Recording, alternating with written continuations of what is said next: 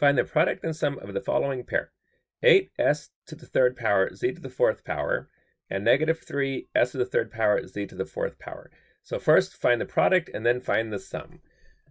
Okay, so product first. So I wrote it out to save a little time. So when you multiply, you just multiply each of the like terms together, or I shouldn't say like terms, multiply each of the factors together. So I've got 8 times negative 3. Those regular numbers, just multiply those like regular multiplication. So 8 times negative 3 is negative 24.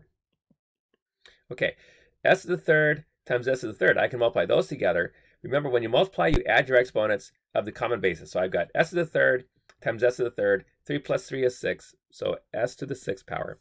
And then z to the fourth times z to the fourth, you add 4 plus 4 is 8, so z to the eighth power.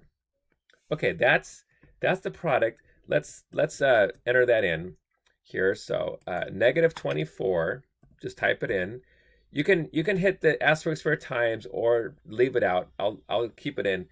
S and then exponent 6 and then times and then z exponent 8. Okay, looks right. Negative 24 S6 Z8.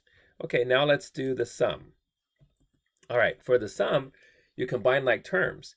So first of all, do we even have like terms? To be like terms, the variable parts and the exponents all have to match up. I've got s cubed z4, s cubed z4. Yes, they match. So add the exponents. 8 plus negative 3 is positive 5.